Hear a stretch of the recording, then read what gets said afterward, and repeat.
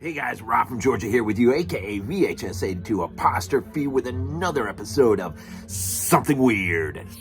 Just a thought. So, back off with the criticism. Nah, really, haven't really got any criticisms yet. Be nice to get some comments down below. I got an interesting one for you tonight. And I said, these things they pop out of nowhere, man. I was running off 3 or 4 different ideas leading up to this moment. And finally, one of them just settled, and I just thought I'm running with it. And so I did, man. And I did a little bit of a deep dive into something I hope you think is interesting. The idea is, I think we need to rediscover Roger Ebert and who he might have meant to us growing up as kids, like me. Him and Gene Siskel, man, Siskel and Ebert, man, that was my link to film until I got my first, copy of, say, Fangoria in my hands. And then, of course, later there would be Gore Zone. And, of course, of late, Rue Morgue. Come on. And eventually later in life, Lovecraft would come into my life, and I would grow and I would mature in my love of horror. But in the beginning, as a kid, Siskel and Ebert, man, that was my link. And I'm telling you, almost religiously, I had that TV channel on every single time their show was on, reviewing the slate of the week. And it's weird. I have memories of watching it, but I don't have memories of, why does he hate this movie so much? And I probably should, because there's a number that he did not like, obviously. And I think maybe his reputation amongst horror fans is strained. I think because of the criticisms leveled at, say, the slasher genre. We all know him and Siskel were not big fans of a lot of the slasher films throughout the 80s. And they saw it from their point of view as denigrating to women, an attack on women. And I think there is an argument to be had, perhaps, with a handful of films, but all of them. As I did some digging down deep, and I started, some of my favorite movies, some of our favorite movies, I started to do a little bit of deep dive in this last day or two, and I started to rediscover this man who really shaped my early formidable years in terms of how I should think about film. And let me tell you, my level of appreciation just in these last couple of days have really started to grow a bit. I've learned a few things about Roger Ebert. IMDb helps, for starters. According to IMDb, they mention, or they name him as the all-time best-known, most successful movie critic in cinema history. He won the Pulitzer Prize. I think he's the only film critic to ever do so, which is a pretty interesting feat. I didn't realize that Goodfellas, he considered that to be the best mob movie ever. He saw like 10,000 movies, man. It's estimated he saw.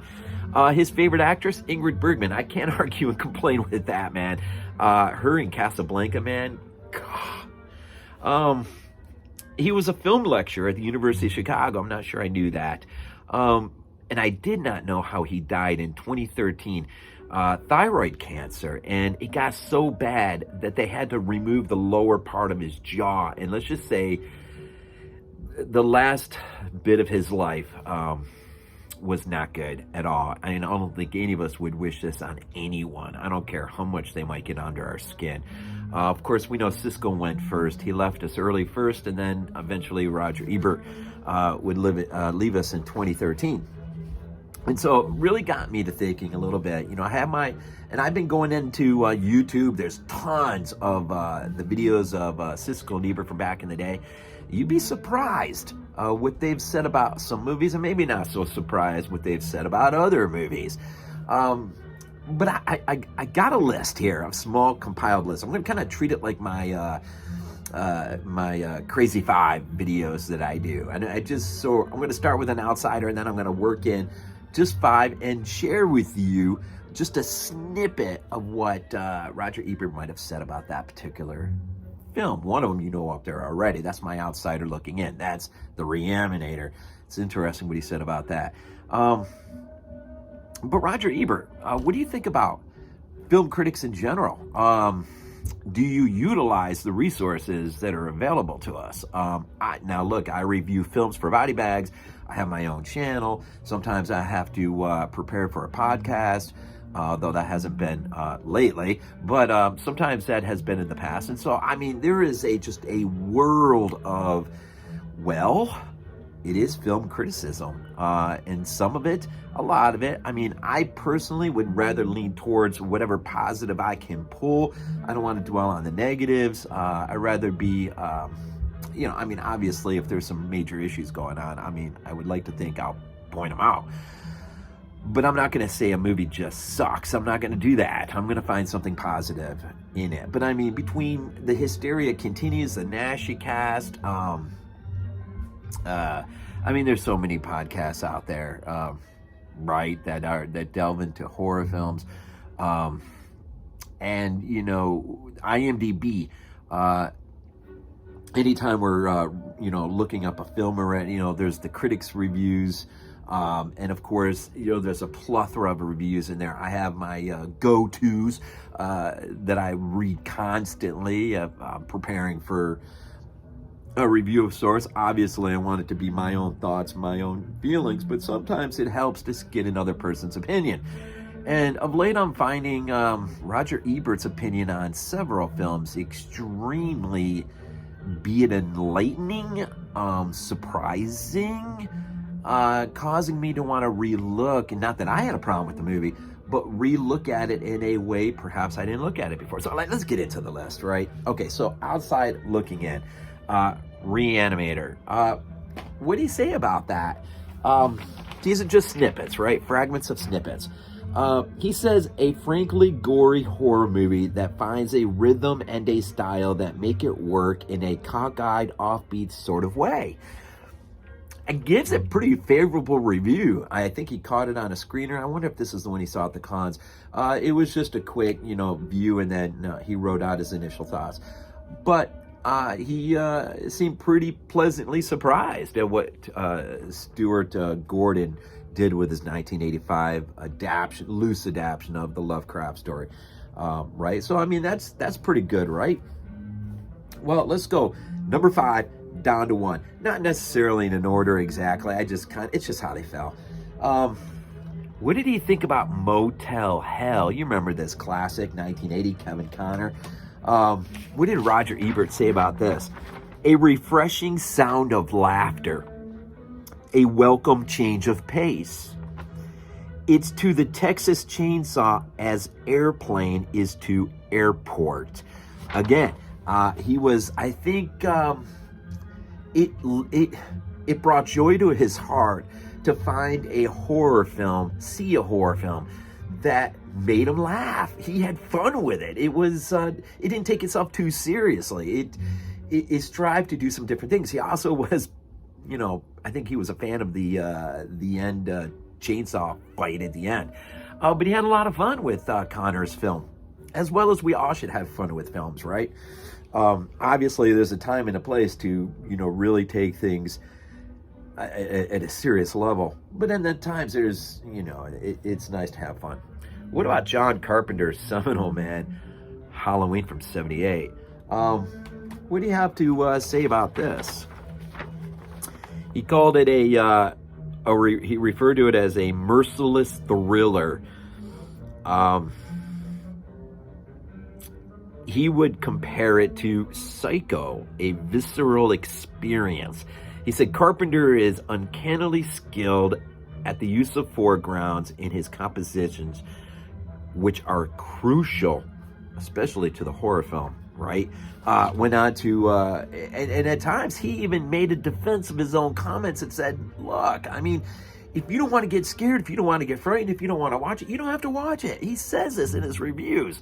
But you gotta remember, he's looking at film in a very, very specific way, structurally, and how is it written? Is there continuity? Can we make sense of it? Now, I will say this. I was not too pleased to read the review for John Carpenter's The Thing. I think he probably should have gone back and reassessed that one. He did go back and reassess some films. He initially gave Seven a pretty darn good review, but then years later he went back and reviewed again and made basically the point that this is a movie that continues to gain a level of appreciation for its structure and how it is. I mean, David Fincher, right, man? So number 3, what did he think about Romero's Dawn of the Dead? Well, let me tell you what he thought. First of all, right off the bat, he called it one of the best horror films ever made. Gruesome, sickening, appalling, and yet brilliantly crafted, funny, and savagely merciless in its satiric view of the American consumer society. That's Roger Ebert talking about George A. Romero's Dawn of the Dead. A glowing review. I can't remember if he felt like he had to... I think he did feel like he had to defend himself in that one as well.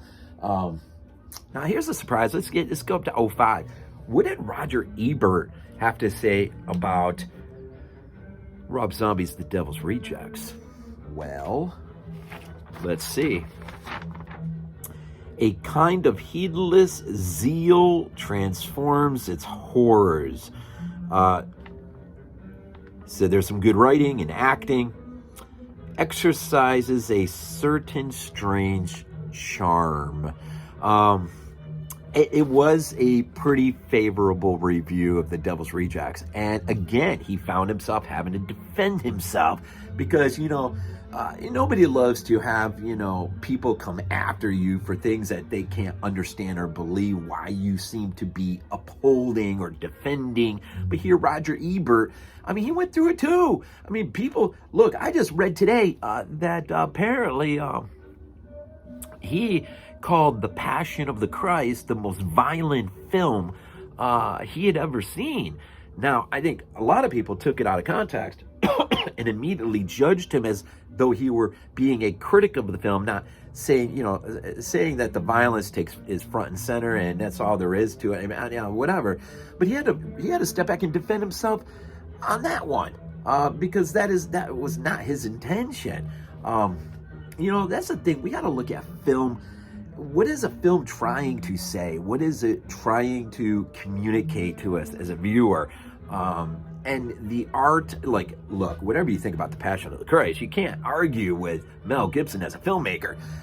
You could try if you want, but the man knows how to make freaking movies. Whether it's Braveheart or, whatever it is as an actor.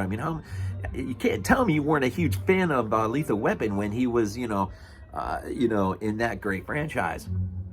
But he is a great filmmaker. He knows how to create a film. So it is what it has. Glenn, our Monday reviewer, bite his bag. It is what it is. Now my number one, the number one film that I picked out, I was really curious. What did he have to say about Tobe Hooper's Texas Chainsaw Massacre from '74? Of course, right? Well, let's see what he said. Now here, he begins the review with, now here's a grisly item.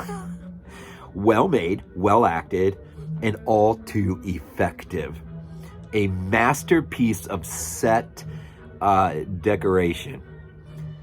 The creation of mood. Did you hear that? A masterpiece of set decoration and creation of mood.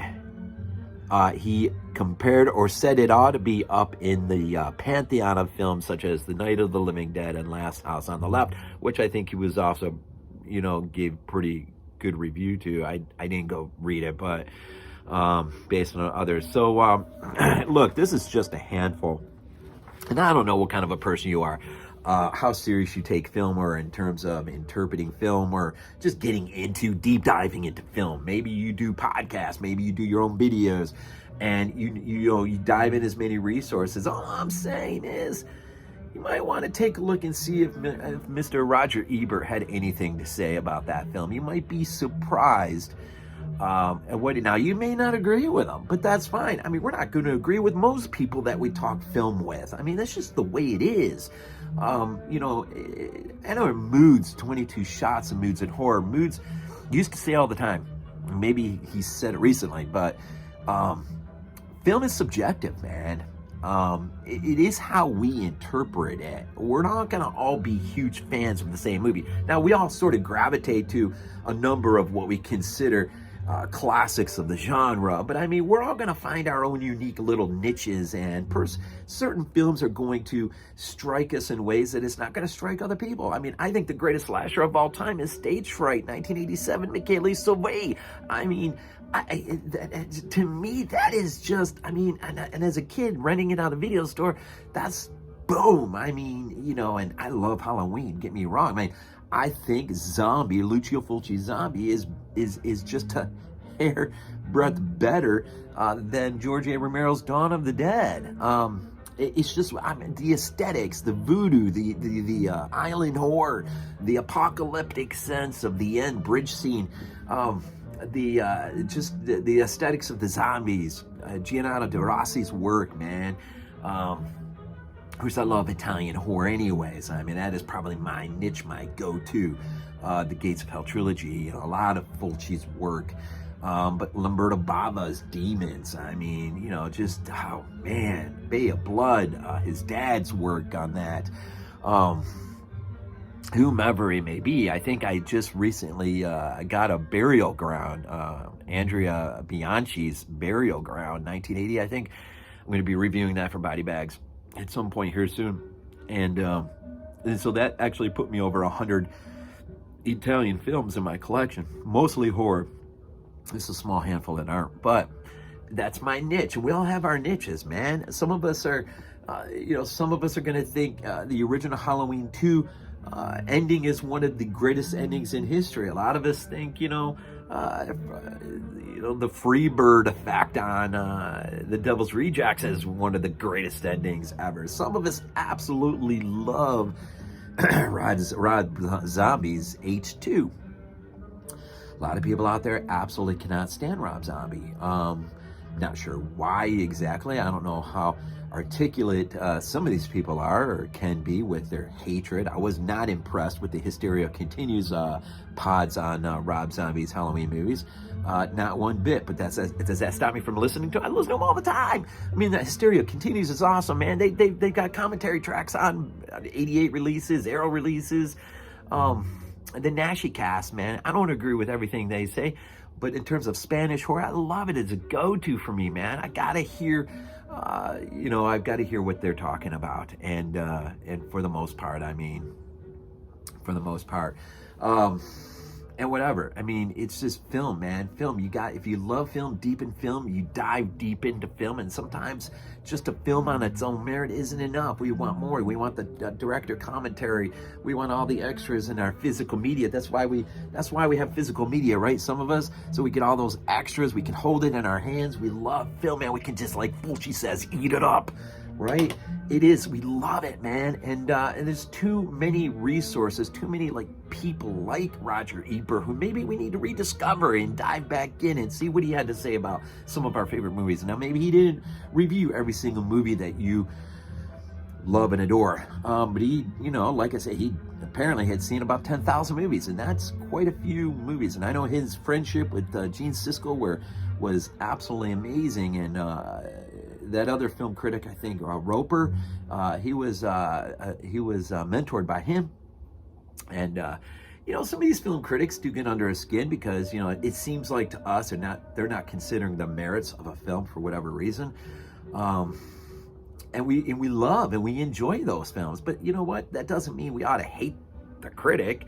Why don't we just take a look and see why he felt like, or she felt like, the way they felt about a particular movie, regardless of how much we might love. Now, this movie, look, this is an absolutely horrific adaptation of H.P. Lovecraft's original story, but the movie's freaking fun, man. Stuart Gordon did a heck of a job with this movie. It's just fun. Is it absolute, pure, pure Lovecraft and his translation of Lovecraft? No, not even close. But it doesn't keep me from not having it and enjoying it. I can be a critic too, man. I can tear things, especially Lovecraft and those terrible adaptions. There's some pretty decent ones though out there. But that's it. When you love something, you want to see the best of it. And you don't want to see or hear someone else denigrating it, tearing it down, or calling it a piece of trash or whatever, which I think Roger Ebert rarely ever did. I think he rarely ever called anything trash. I don't know. So anyways, he was born in June 18th, 1942. Unfortunately, he did leave us on April the 4th, 2013. And so, this is somewhat of, maybe remembering / rediscovering or giving you a reason or two maybe to check out some of his reviews of past movies. Now, like I said, on YouTube, a lot of the work that he did with Siskel is up, a lot of the reviews. Check out the Dawn of the Dead one where they both sit down and talk about it. It's pretty, I think they both, if I remember, both gave a thumbs up. And they didn't always agree with each other. And sometimes they really had it out big time. And that's okay, man. I mean, that's okay when we don't agree with someone on something. And we need to just expect that. But anyway, so I don't know, a bit of a rambling, probably went longer than I should have, but it is what it is. I love film. I eat it up, like Fulci says, man. Just eat it up, can't get enough, and just want to talk about it. So I hope you like this new formatted type video, something weird, just a thought. This is a bit of an extended thought, but what do you think, man? What do you think? Drop a comment, hit the like button. Thanks. Sub if you haven't subbed. Check me out on Body Bags. Of course, I'm the Wednesday reviewer over there. I got my, be wrapping up Space 1999 here very soon. In fact, one episode left and I'm done with that. And I'm pretty sure I'm moving on to the X-Files here at some point. And then my Italy's Holocaust. Next up, Zombie Holocaust. That's up on the radar. I just did the zombie franchise. And taking a look at that. So, yeah, I think that's about it, man. Thanks for watching. If you watched this long, 22 minutes, hopefully you had nothing better to do. Listen to me ramble. Anyways, love film, eat film, just enjoy it, man. Enjoy it. As always, we say, go Bills.